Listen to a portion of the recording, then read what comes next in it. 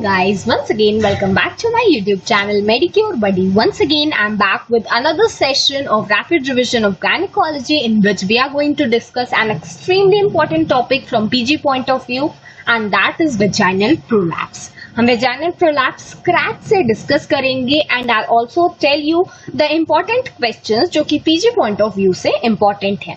ठीक है, तो सबसे पहले हम start करते हैं discuss करना vaginal prolapse. वेजाइनल प्रोलैप्स क्या है? बेसिकली जो एंडोपेल्विक फेशिया होता है ना, उसमें अगर कोई डिफेक्ट आ जाता है तो उसकी वजह से वेजाइना का प्रोलैप्स हो जाता है.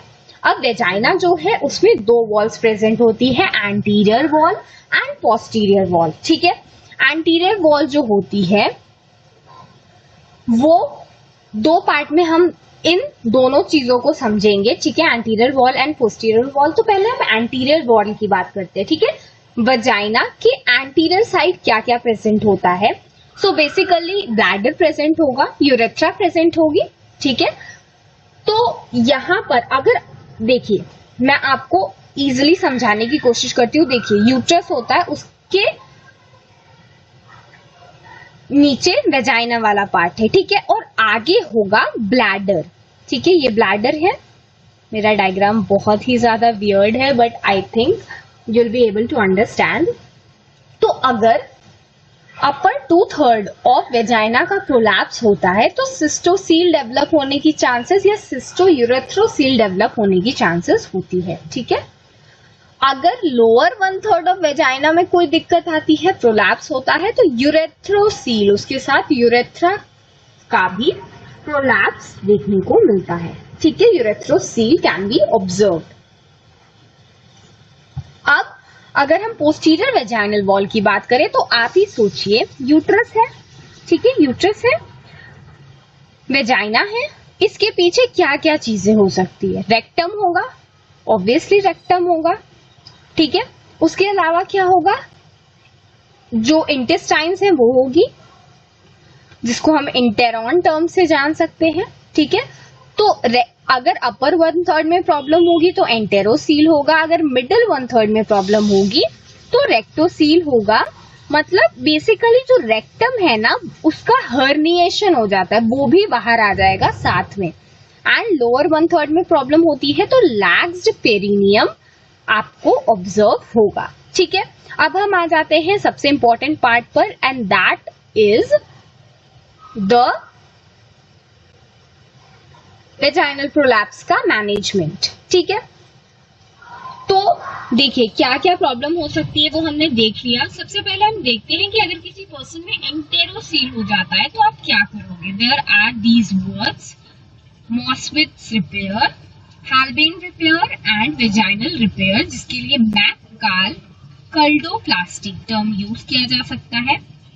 तो ये तीन जो एब्डोमिनल रिपेयर का मैनेजमेंट है वो आप कर सकते हो.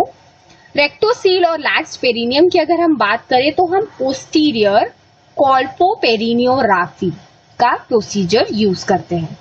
वहीं पर अगर हम सिस्टोसील और यूरेथ्रोसील की बात करें तो एंटीरियर कॉल्पोग्राफी यूज करते हैं ना. दोनों में क्या अंतर है? एंटीरियर वाले साइड पेरिनियम नहीं है, लैक्स्ड पेरिनियम जिधर था हम उधर कॉल्पोपेरिनियोग्राफी करेंगे, यहाँ पर हम क्या करेंगे? कॉल्पोग्राफी. ठीक है, तो ये तो हो गया इसका मैनेजमेंट. अब अगर हम डी लैंसीज लेवल ऑफ सपोर्ट की बात करें तो यहाँ पे लेवल्स हैं. ठीक है, जैसे लेवल 1 में सपोर्ट क्या होता है? कार्डिनल सपोर्ट्स और यूट्रोसैक्रल लिगामेंट हमने पढ़ा है supports of uterus and vagina में. और इनकी वजह से जो प्रोलैप्स होता है वो क्या होगा? Vault prolapse. क्या होता है? एम्प्यूटेटेड पार्ट का प्रोलैप्स होता है ये आफ्टर हिस्टेक्टेमी. एपिकल प्रोलैप्स, इलोंगेशन हो सकता है सर्विक्स का, और एंटेरोसील.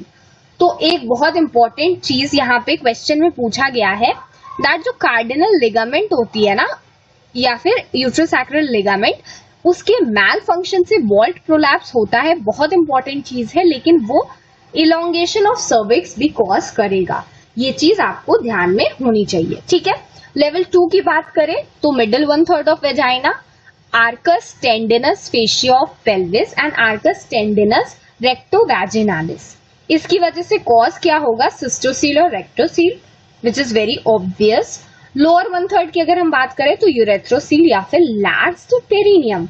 आप ऐसे इमेजिन करोगे जब स्ट्रक्चर्स को कि वो कौन से स्ट्रक्चर कहाँ प्रेजेंट है, then you will be able to relate with all of these points.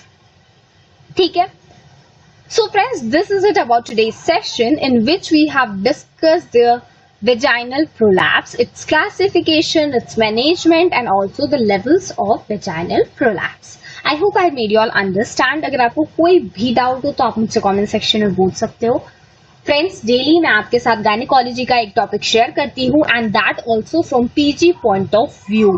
तो प्लीज इन वीडियोस को मिस ना करिए and subscribe to Medicure Buddy, hit the bell icon. See you in the next one. Till then, happy learning.